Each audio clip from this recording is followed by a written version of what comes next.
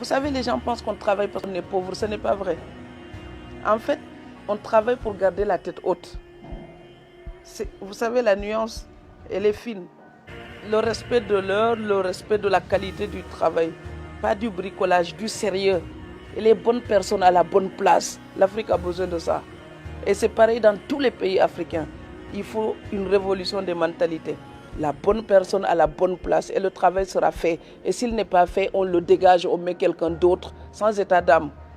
Mais ici, quand on veut dégager quelqu'un, vous avez toute une tribu entière pour dire non. C'est comme ça que le monde se développe. Et tant que l'Afrique ne fera pas la même chose, elle restera stagnante. Donc je voudrais qu'on lutte contre la désespérance. Il faut arrêter de dire que tout va mal. Parfois, souvent ici, les gens ils disent « Je ne peux pas continuer les études parce que je n'ai pas les moyens. » Hey, ça c'est du n'importe quoi. Franchement, même en Europe, même en Amérique, il y a des étudiants qui travaillent chez McDonald's pour payer leurs études. Donc je n'ai pas les moyens, ce n'est pas une raison d'arrêter les études. Et je pense que je suis très bien placé pour le dire. J'ai gagné mon premier salaire, j'avais 12 ans et demi, c'était à Banjul, Mbindan. Voilà, et je l'ai fait à Dakar, je l'ai fait ici, je l'ai fait à Strasbourg. Il faut que les gens déplacent la fierté. La fierté, ce n'est pas avoir les mains propres et réclamer de quoi vivre aux autres. La fierté, c'est transpirer pour faire fleurir sa propre vie. Et au Sénégal, on a parfois des fiertés mal placées. Donc, je suis désolée de dire ça. Ils vont peut-être m'insulter, mais je suis sénégalaise aussi et je peux le dire. Le travail rend les gens plus propres et plus dignes. Donc, il faut qu'on travaille. On dit le sous-développement, mais l'Europe, là, tout le monde veut aller en Europe. Après la guerre, c'était un tas de pierres. Il y a même des gens, ils avaient tellement faim qu'ils mangeaient des rats. Et aujourd'hui, quand on les regarde, ces pays-là, on a envie d'y aller. C'est parce qu'il y a des gens qui ont eu la fierté de dire « Je vais changer mon quartier, je vais changer mon village, je vais changer ma région, je vais changer mon pays. »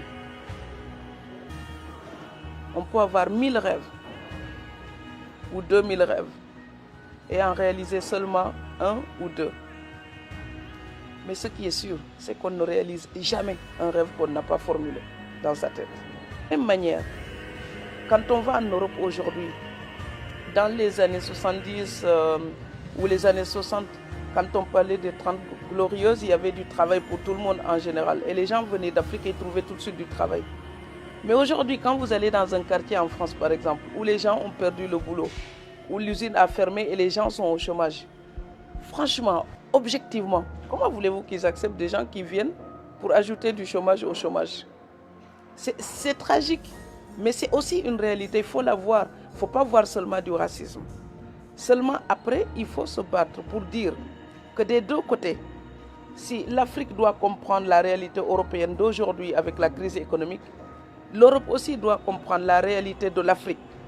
Parce que les gens qui viennent souvent, ils viennent par absence de choix. Quand il y a des guerres, les gens sont sous la menace, ils vivent sous la terreur. Ces gens-là, quand ils partent, ils ne cherchent pas d'abord l'économie.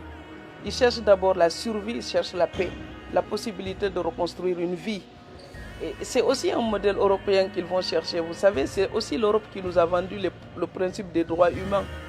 Nous, on l'avait, mais on ne l'a peut-être pas exporté de cette manière-là. Donc, les gens qui partent doivent savoir que si on se bat en Afrique, dans un pays en paix, par exemple au Sénégal, les sommes d'argent que vous utilisez, par exemple, pour payer un passeur, il y a des gens qui ont investi au Sénégal avec moins que ça et ils ont réussi. Il faut oser leur dire. Vous savez, quand on va dans la maison de quelqu'un qui vous dit « Je ne veux pas de vous chez moi », personnellement, ça doit me vexer. Ça doit réveiller mon orgueil. Ça doit réveiller ma dignité. Si je parlais des réfugiés et des immigrés, ça touchait les gens, c'est que cette révolte-là n'est pas seulement la mienne. Si la parole touche les gens, c'est parce qu'eux-mêmes pensent à la même chose. Donc ça veut dire que cette parole-là leur appartient. Je ne fais que leur rendre leur révolte en fait. Nous sommes plus forts si nous sommes tous solidaires pour défendre ces idées-là.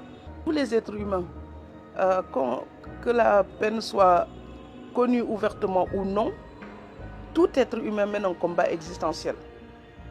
Quelle que soit la situation. Vivre, c'est se battre aussi, c'est lutter. Bien sûr, il y a des gens qui ont une vie plus facile. Mais même les gens qui ont une vie plus facile, si on n'est pas égoïste, si on accepte de les écouter, ils ont toujours quelque chose qui fait mal à l'intérieur. Et c'est pour ça que j'avais écrit mon livre qui s'appelle Inna Souvi nos vies. C'est-à-dire, qui que l'on soit, il nous manque toujours quelqu'un ou quelque chose dans la vie.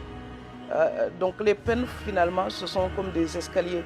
Pour aller au 10e étage, il faut passer par le 3e. Il n'y a pas de solution.